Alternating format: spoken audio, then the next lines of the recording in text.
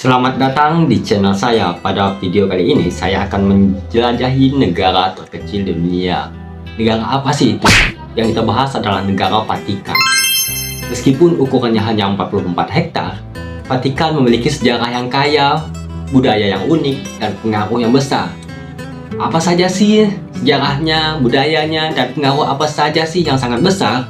Mari kita bahas di video kali ini. Jangan kemana-mana, tonton sampai habis ya. Untuk memahami Vatikan, kita perlu melihat sejarahnya. Pada awalnya, wilayah ini merupakan bagian dari Kekaisaran Romawi. Setelah kematian Yesus Kristus, pengikutnya mulai menyebarkan ajarannya, dan Roma menjadi pusat kekristenan. Di abad keempat, ketika Kaisar Konstantinus mengakui kekristenan, gereja Katolik mulai mendapatkan kekuasaan politik dan spiritual. Paus menjadi pemimpin spiritual umat Katolik dan juga menjadi pengaruh politik yang besar di Eropa. Selama abad pertengahan, negara gereja terbentuk dan Paus menguasai wilayah yang luas di Italia. Namun dengan munculnya negara-negara bangsa dan nasionalisme di Eropa, kekuasaan ini mulai terancam. Pada abad ke-19, proses penyatuan Italia dimulai. Tokoh-tokoh seperti Giuseppe Garibaldi dan Camillo di Cavo berjuang untuk menyatukan berbagai negara kecil di semenanjung Italia. Pada tahun 1870, Roma akhirnya jatuh ke tangan pasukan Italia dan ini menjadi titik balik bagi Vatikan. Paus Pius IX menolak untuk mengakui pemerintahan Italia yang baru dan menyatakan dirinya sebagai tahanan di Vatikan. Ini menandai awal dari periode isolasi bagi Vatikan yang berlangsung selama beberapa dekade. Setelah bertahun-tahun ketegangan, pada tahun 1929, Tahta Suci dan pemerintahan Italia menandatangani Perjanjian Lateran. Perjanjian ini sangat penting karena mengakui kedaulatan Vatikan sebagai negara kota yang independen. Vatikan memperoleh wilayah seluas 44 hektar di Roma, termasuk Basiliska Santo Petrus dan Istana Apostolik. Sebagai imbalannya, Tahta Suci mengakui kerajaan Italia sebagai negara yang sah. Ini mengakhiri periode isolasi dan membuka jalan bagi Vatikan untuk kembali berperan dalam urusan internasional. Vatikan memiliki struktur pemerintahan teokrasi, di mana Paus adalah pemimpin tertinggi. Dia memiliki kekuasaan legislatif, eksekutif, dan yudikatif. Selain Paus, ada juga Dewan Kardinal yang membantu dalam pengambilan keputusan. Selain itu, ada sekretaris negara yang mengolah urusan sehari-hari. Vatikan juga memiliki lembaga-lembaga lain seperti Kongregasi untuk Doktrin Imam yang bertugas menjaga ajaran gereja.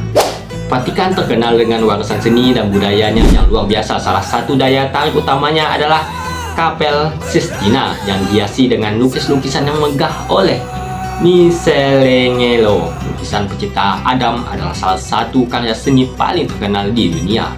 Basilika Santo Petrus juga merupakan salah satu gereja terbesar dan terpenting di dunia. Arsitekturnya yang megah dan desain interior yang indah buat menjadi tempat ziarah bagi jutaan umat Katolik setiap tahun.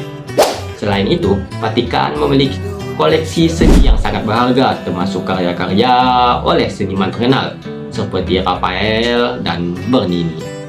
Museum Vatikan adalah salah satu museum seni terbesar dan terpenting di dunia, menampilkan ribuan karya seni yang mencerminkan sejarah dan budaya Eropa.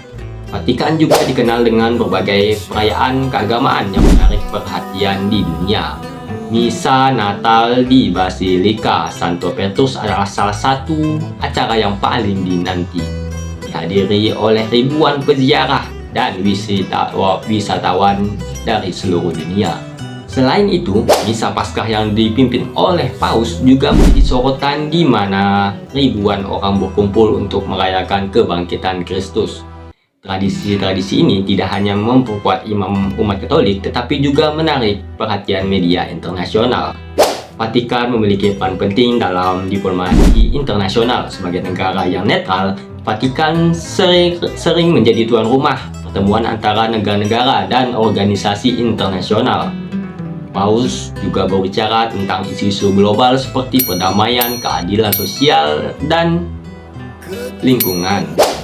Paus Fransiskus yang menjabat sejak 2013 telah menjadi suara yang kuat dalam isu-isu dan lingkungan.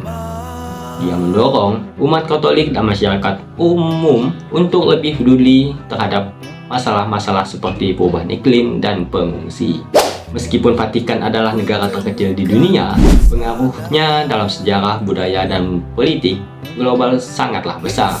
Dari warisan seni yang luar biasa hingga peran aktif dalam diplomasi internasional, Vatikan tetap menjadi tempat yang menarik untuk dijelajahi dan dipelajari.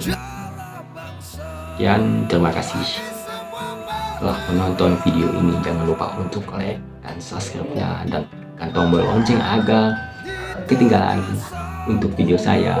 Sampai jumpa di video berikutnya.